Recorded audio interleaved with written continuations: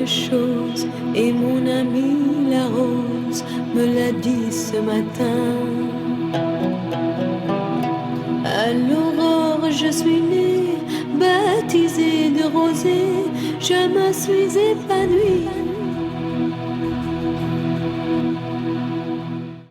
Bonjour et bienvenue dans votre nouvel épisode du Petit Émir. La semaine dernière, nous avons découvert toute la troupe à la cascade de Niagara pour un pique-nique et une séance de répétition en pleine nature. Cette semaine, nous vous proposons de partir à la découverte du métier de musicothérapeute à travers le portrait de Maëlle.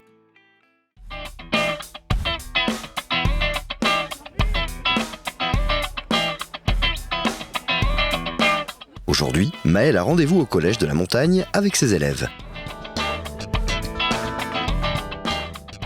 En compagnie de Julien, professeur de musique au collège, il participe, comme chaque semaine, à une expérience de mixité avec une classe du collège.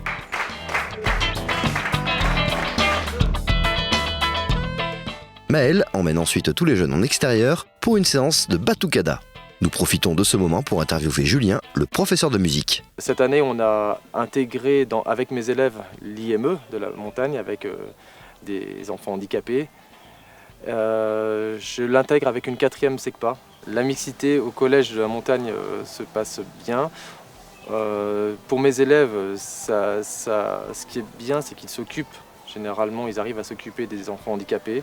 Je leur donne des rôles, je leur demande de les aider dans certains rythmes quand ils n'arrivent pas à le faire, etc. Et je pense que les enfants handicapés de l'IME sont heureux aussi de venir ici, ils sont toujours souriants. Ils s'intègrent vraiment bien au collège.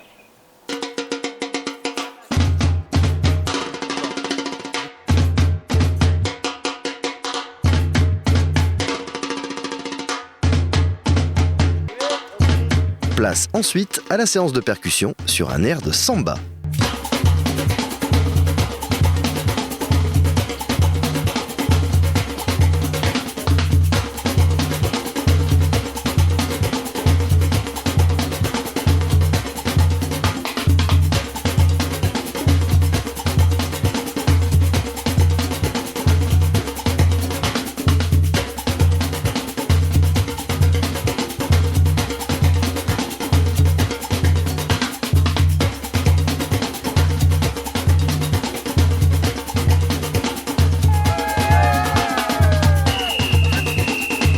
Maëlle retourne un instant dans la classe, puis repart pour l'IME de la montagne, pas une seconde à perdre.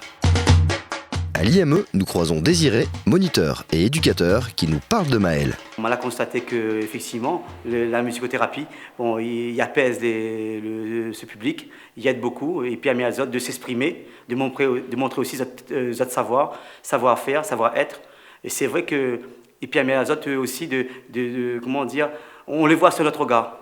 Et il faut vraiment avoir pratiqué ça, être témoin, avoir participé pour pouvoir comprendre un petit peu plus. Mais c'est super intéressant. Il faut continuer cette activité auprès de ce public-là. Maëlle, ça fait quelques mois, je le connais. Hein, donc, ce que moi je vois, c'est que c'est un professionnel, un grand professionnel. Moi, il me trouve qu'il est proche du public. Hein, il est à l'écoute. Hein, il est toujours à la recherche un petit peu de bien faire. Hein. Et puis s'il a un souci aussi, il discute, il vient sur le groupe. Nous terminons la journée par une interview de Maëlle qui nous en dit un peu plus sur son métier de musicothérapeute.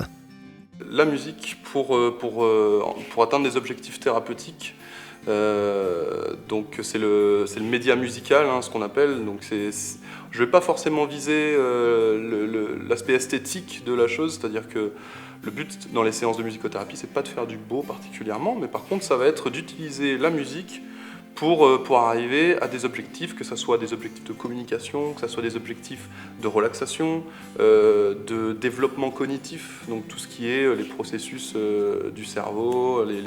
Physiquement aussi, ça va permettre d'apporter vraiment quelque chose sur la marche, par exemple. Ça va permettre d'avoir une rythmique, à poser une certaine rythmique, donc développer toutes ces facultés-là. Ça permet de développer et de soutenir. Et au final, la musicothérapie, elle permet ça, c'est aller chercher les gens là où ils en sont, peu importe leur déficit, peu importe leur problématique, pour essayer de les soutenir et de leur apporter quelque chose dans la vie. Que ça soit un soutien, que ça soit une possibilité de communication, que ça soit quelque chose de cathartique, tout simplement. Donc voilà, c'est vraiment le gros apport de la musicothérapie. Et la question que je me pose de plus en plus, c'est qu'est-ce que ne permet pas la musicothérapie ? Après, il est bien évident qu'elle ne remplace pas un médecin, ça c'est sûr. Elle ne remplace pas plein de professionnels, mais par contre, elle va faire le lien entre eux. Ça va être un pont à la croisée des chemins, en fait, vraiment, c'est ça. Maintenant, j'ai bon espoir que les gens réalisent petit à petit que la différence n'est pas honteuse, c'est pas un mal d'être porteur de handicap. Chacun a ses propres possibilités et c'est un devoir de la société que de pouvoir leur permettre d'exploiter ce potentiel. Et voilà, c'est ainsi que s'achève cette émission. À très bientôt pour un nouvel épisode du Petit Émir.